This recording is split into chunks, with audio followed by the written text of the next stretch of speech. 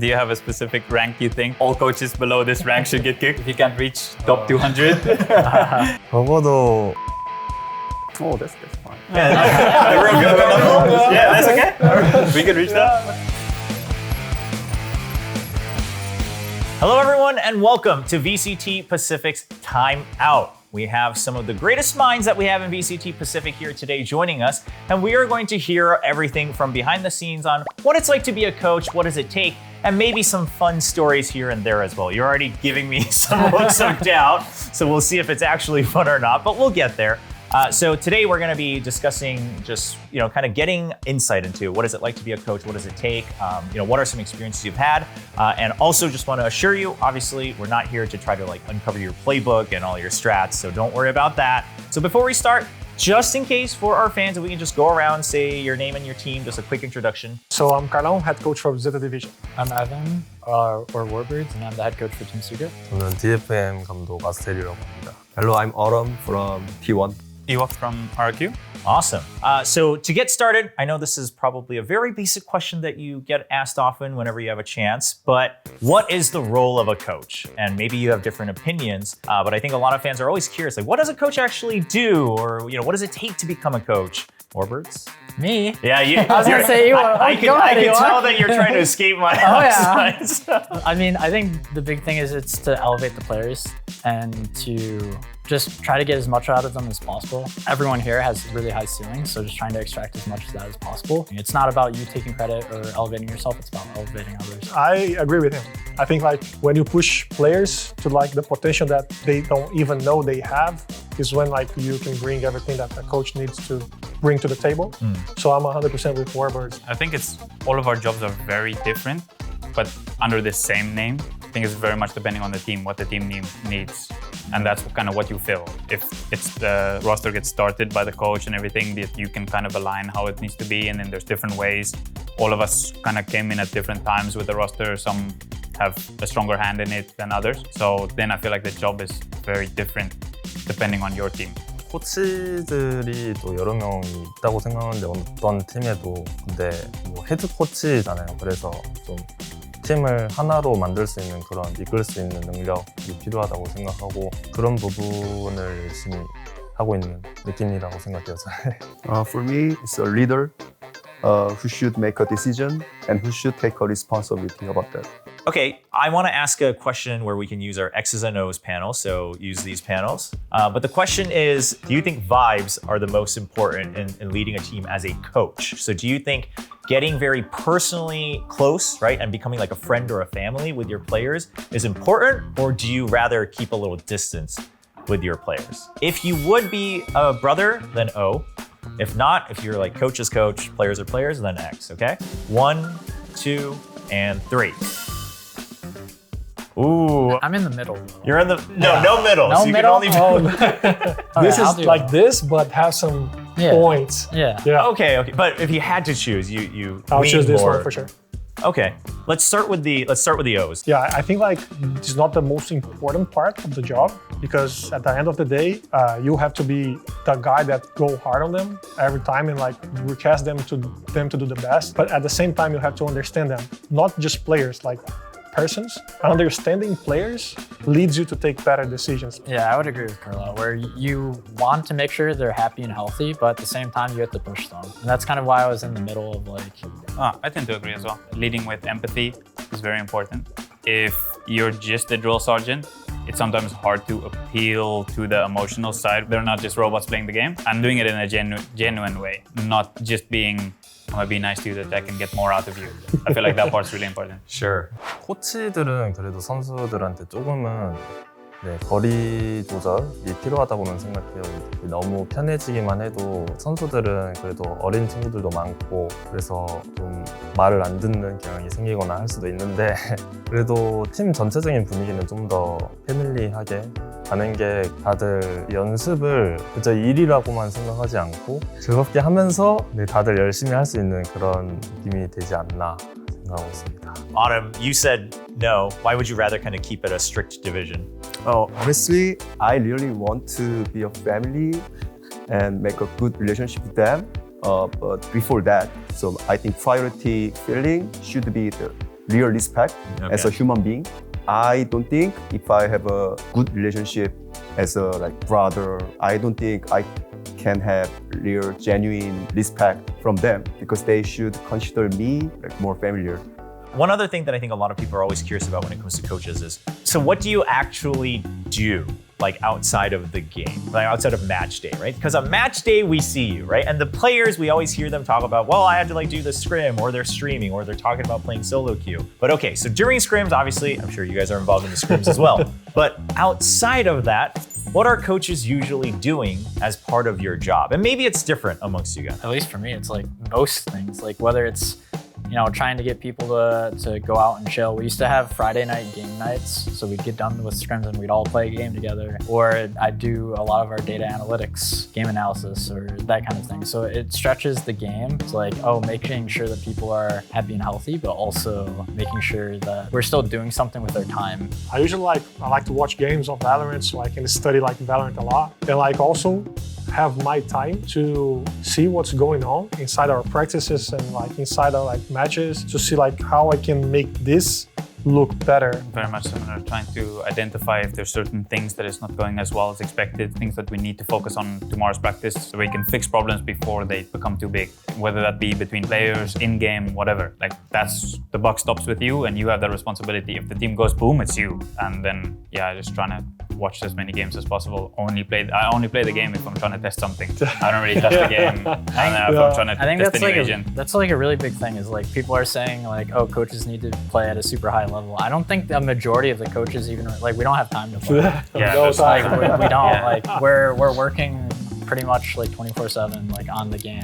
This begs a curious question of mine. A big part of people saying that is they're like, well, you need to play at a high level. You need to play at like a high rank to understand the game, right? What do you think is the realistic, like, well, you should probably at least, if you have the time, like reach X level. Is there something like that? Or do you think like, no, that just doesn't matter at all for coaching? There's other ways that you can really excel. Some of the best coaches I know have not even played the game before or play less than 10 games. It depends what type of coach you are, right? Yeah. If you're trying to teach mechanics, I would sure hope that you're a good Yeah, exactly. right? But it can teach you maybe the way that your entering is wrong, your pathing is wrong, maybe this angle's bad. So I feel like you need to know what are you bringing to the team. But outside of that, not as crucial in terms of I think most people can hit a mortal pretty easily. 80%, 90% of our viewers are crying right now. Yeah. Well, like, if you put in the time, you can get there. And I think a lot of coaches like understand the game really well fundamentally. That any coach then could probably get a mortal. If you It's had the just- time. If you had the time, exactly. 저는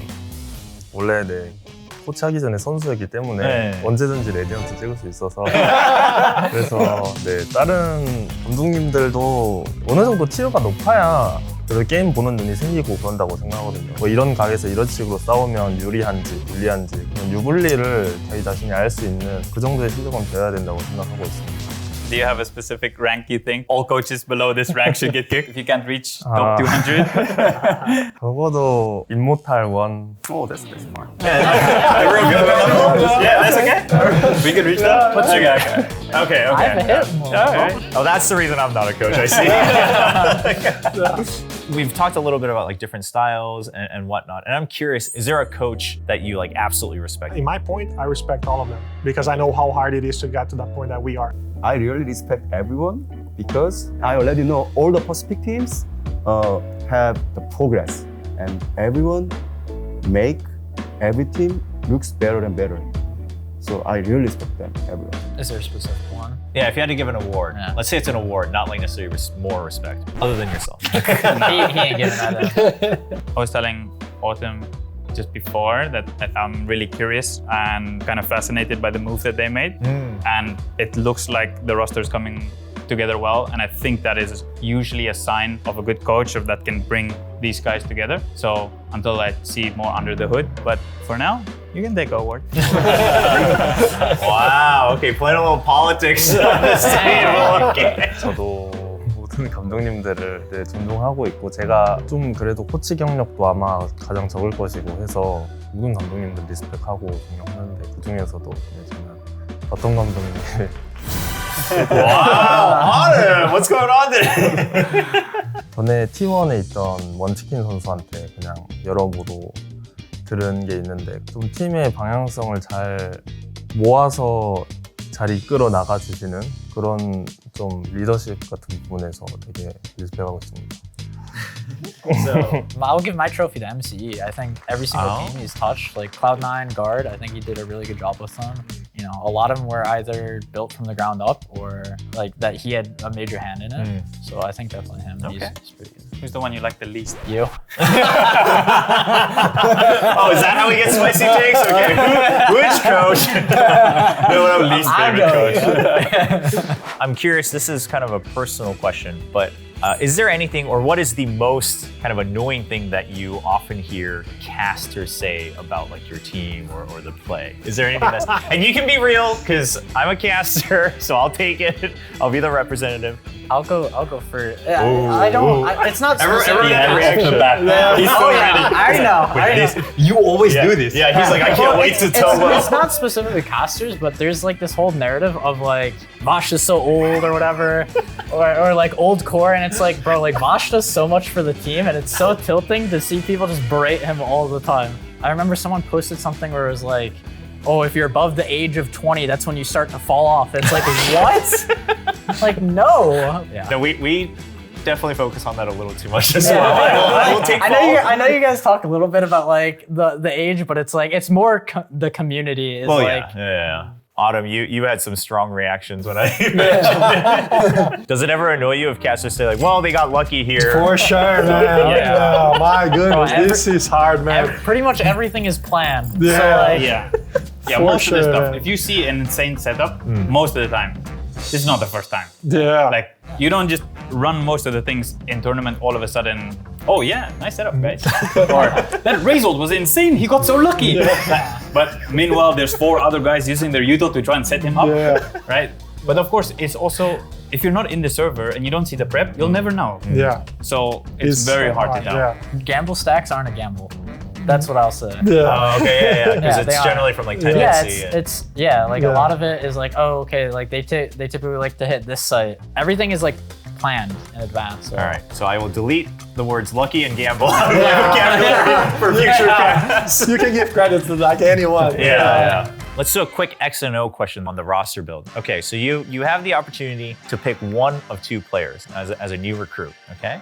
So your new addition is either O, if you would pick the super cracked Jet, but they just never comm. They say nothing in the comms. Or X, if you're picking the guy who just reads the game, he's making all the comms, he's got big brain lineups, etc., but he's dropping like 3-4 kills a game. Oh. All right, O for the Jet, X for the big brain. On the count of 3. 1, 2, 3.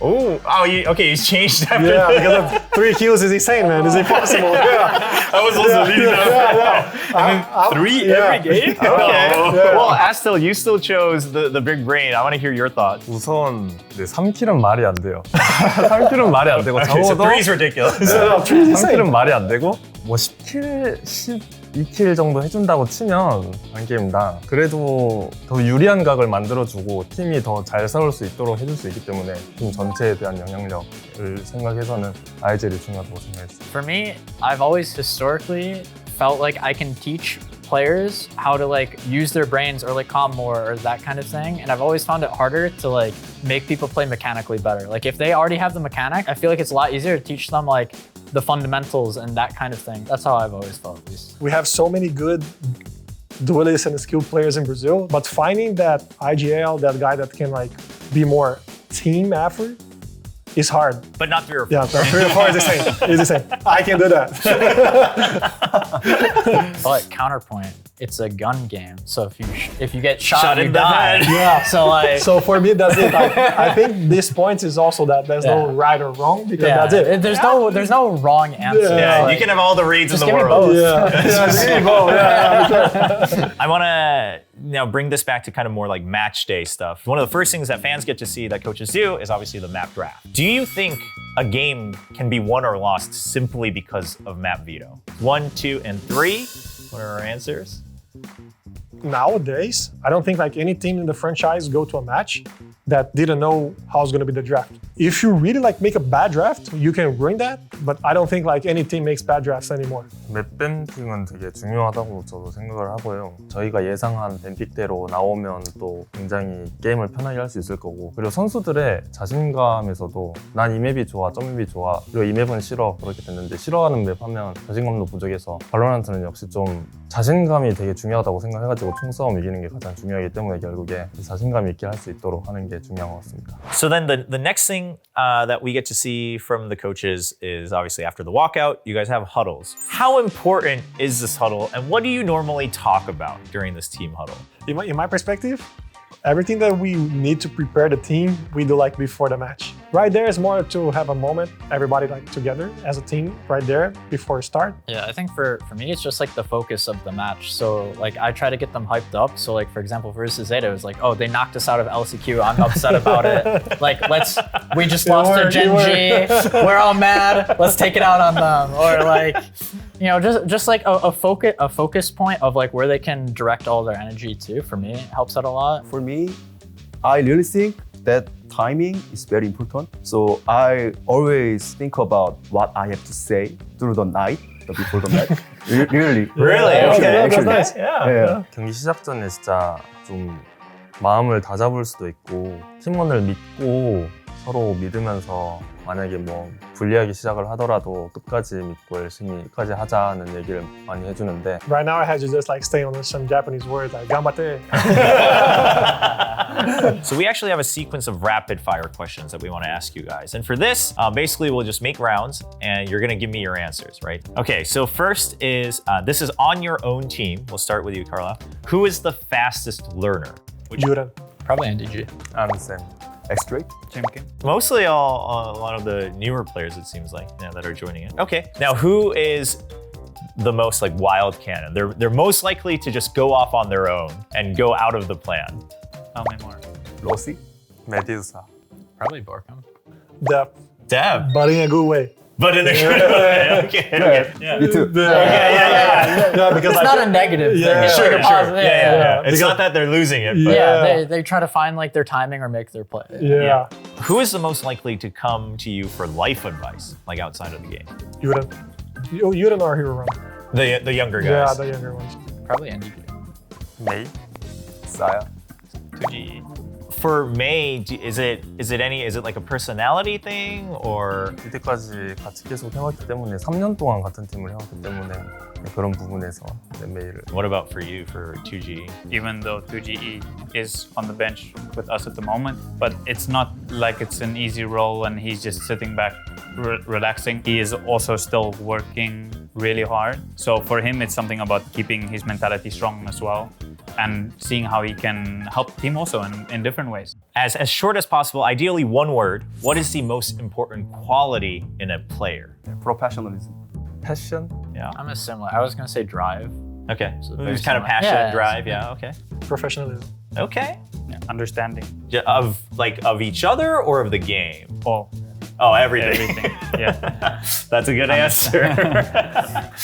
We have a bit of a split. So like professionalism and drive and passion. Now, obviously they're not mutually exclusive, but sometimes they can clash, right? Like sometimes for the guys who chose professionalism, I mean, why is that? Why would you favor that just a bit more? Because in my point of view, because I'm from Brazil, we already have passion. But I think like the best of the world is like they both combined. So, Sure. yeah.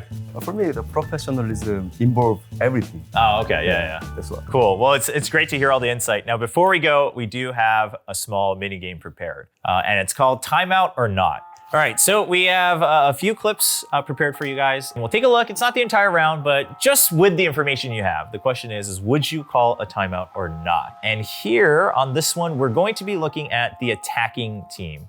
Seconds left. The timing on this is everything that sees to swing out, but Zaz somehow getting two. Seems like it might be bonus back, but why is he with the counter punch?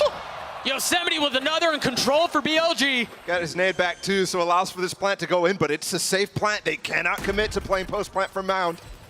A divided attempt at taking the site back as they approach it from two fronts.